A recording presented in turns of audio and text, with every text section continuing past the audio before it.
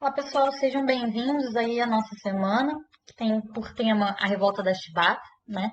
Como eu havia falado na semana anterior, quando tratamos sobre o movimento operário, essa unidade tem por objetivo trabalhar várias situações, né? Vários movimentos de contestação, manifestações de inquietude popular no período aí da Primeira República, né? Então a gente vai ver de maneira um pouco mais aprofundada alguns casos, né? Mas foram muitos os casos de revoltas, de distúrbios sociais, os mais variados que se dão nesse período aí.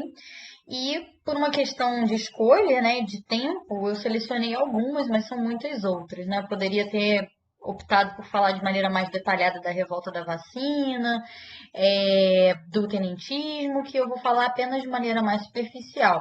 Mas isso por uma questão de tempo, realmente não seria viável a gente trabalhar todas essas revoltas, né? Mas vou falar aqui um pouquinho da revolta da Chibata, que acontece no ano de 1910, ou seja, ela acontece depois da revolta da vacina, mas ambas acontecem na capital. A revolta da Chibata, ela, como o próprio nome diz, está relacionado com esse castigo corporal, que era a chibatada, né, que ocorria na Marinha. Como vocês podem observar aí na foto, nós temos uma foto de vários marinheiros. É perceptível também pela foto a composição étnica predominante desse grupo, né? A gente percebe que são homens negros. E são esses marinheiros que vão se revoltar no ano de 1910 na capital brasileira, que no caso na época era o Rio de Janeiro, iniciando esse episódio, que foi um episódio extremamente dramático da história da Primeira República. Né? Falando assim por alto, né, sobre a revolta da Chibata, o que ela foi, quais foram as questões mais visíveis aí no entorno dessa revolta, uma das coisas que é importante a gente destacar é a influência que esses marinheiros tiveram em termos de uma revolta anterior que acontece na Rússia, no ano de 1905, período conhecido aí como a Primeira Revolução Russa, né, que antecede a Revolução de 1917, quando vários marinheiros se revoltam contra o envio forçado deles, né, lógico, né, um envio para ir à guerra contra o Japão. Né, uma guerra que visivelmente estava fadada ao fracasso e que significava uma sentença de morte, né, ser enviado para essa guerra contra o Japão. Então, vários marinheiros russos se rebelam e eles pegam esse navio, que é o Potemkin, né, que era o encoraçado Potemkin, e miram este navio para a capital de São Petersburgo como uma forma de protesto e exigindo que eles não fossem enviados para a guerra contra o Japão. Né? Essa revolta que acontece na primeira Revolução Russa, ela acaba servindo de uma referência para a revolta que vai se dar nessa revolta da Chibata, que foi uma revolta planejada. Né? Havia todo um trâmite, um planejamento para realizar essa revolta, ainda que ela tenha tido um estopim, que foi, no caso, a punição exemplar que um marinheiro sofreu.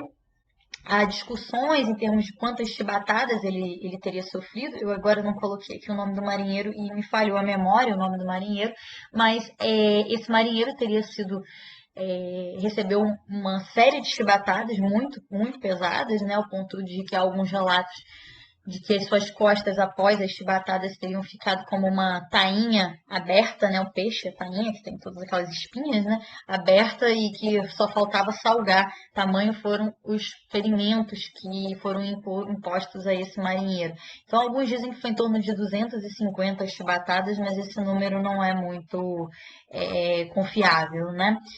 É, também a causa para essa chibatada não é muito definida, né? Há discussões que apresentam que a causa para ele ter sido punido, esse marinheiro teria sido entrado no navio com bebida alcoólica, com cachaça, e outras explicações que diziam que ele foi punido em função de uma briga que inclusive se valeu da utilização de canivete, né, com um outro colega.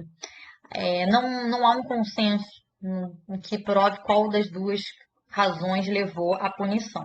Mas o fato é que essa punição ocorreu e que ela não era excepcional, mas era recorrente. Era muito comum que os marinheiros sofressem maus tratos na Marinha Brasileira para punições, para faltas, né, penalizando infrações até bastante leves. E isso valia punições físicas, né, com castigos físicos corporais, e isso está diretamente ligado aos resquícios do escravismo. Como eu vou falar um pouco mais adiante, né, no próximo slide, que eu mostro um trecho aí em que eles, né, algumas referências à composição social desses marinheiros. E aí o que acontece, né?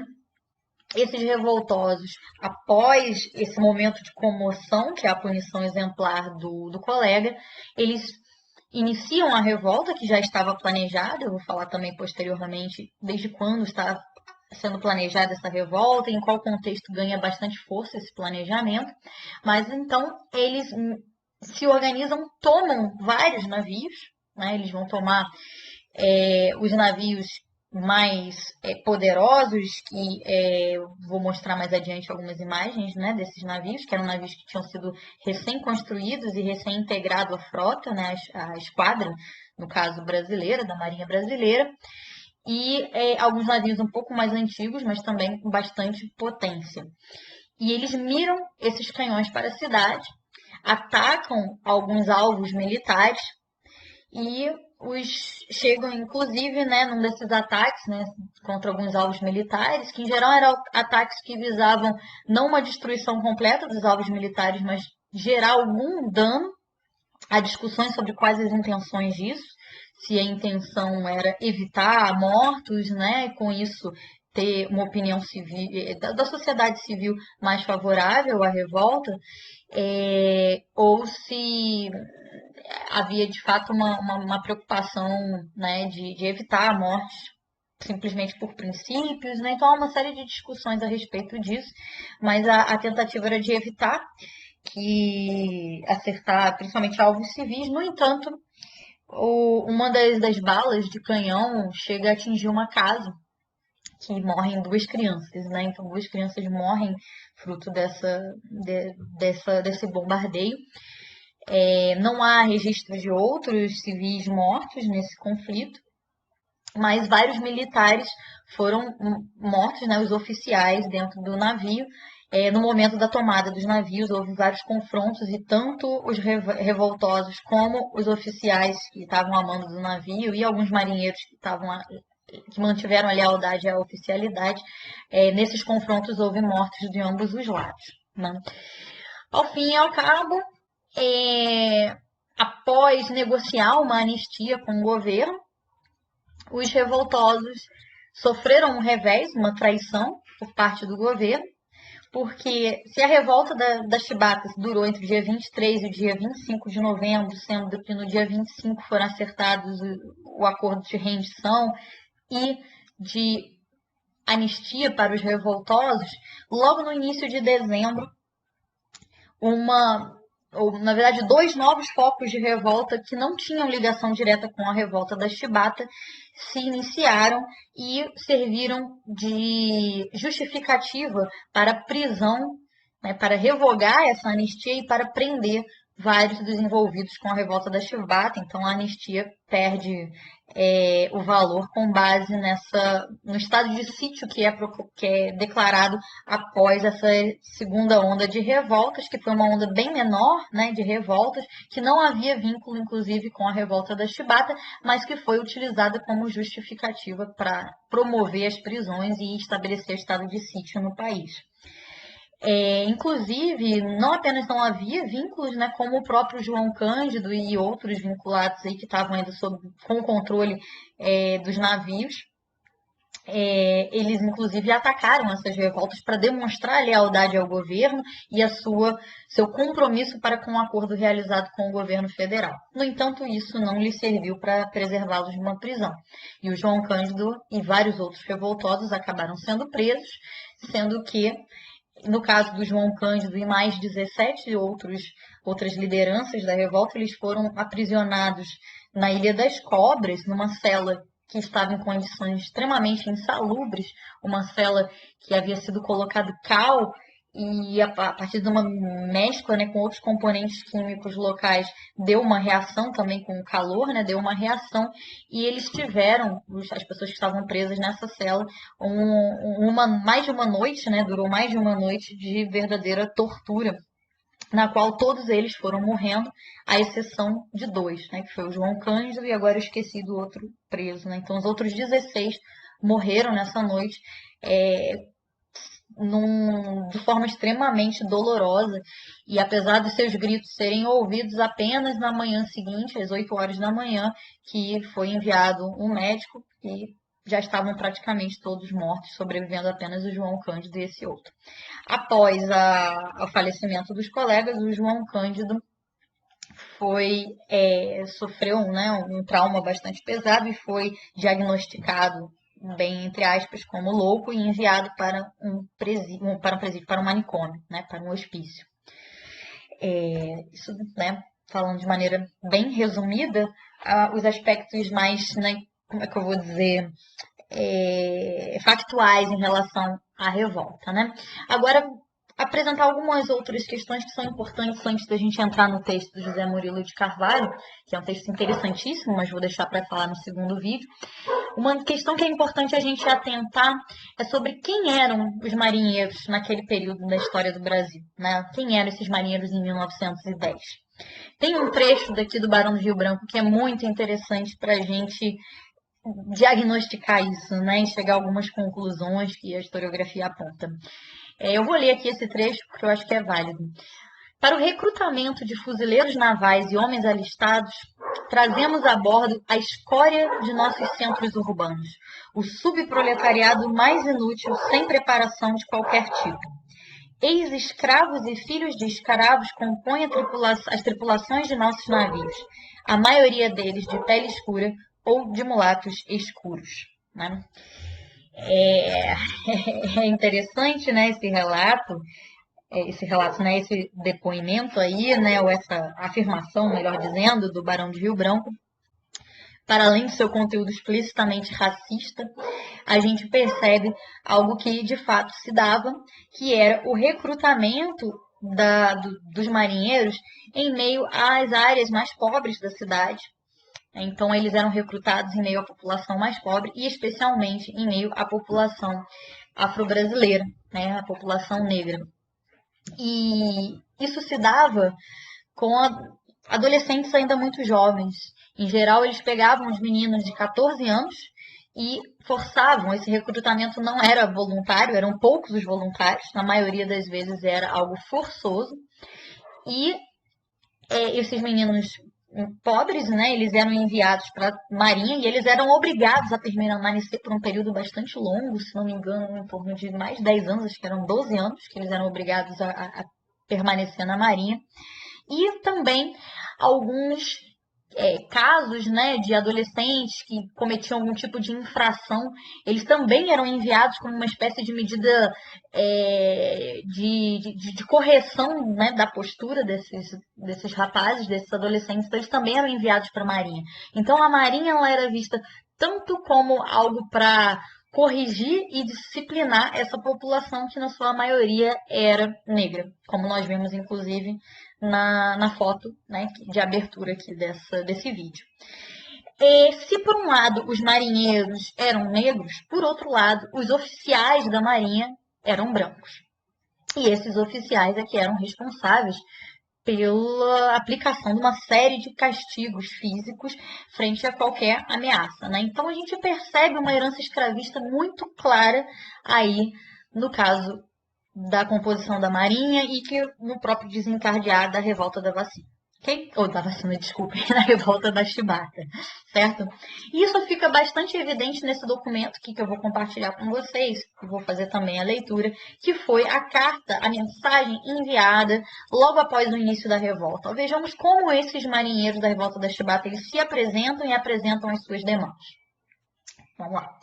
Nós, marinheiros, cidadãos brasileiros e republicanos, não podendo mais suportar a escravidão na Marinha brasileira, a falta de proteção que a pátria nos dá e até então não nos chegou, rompemos o negro véu que nos cobria os olhos do patriótico e enganado povo.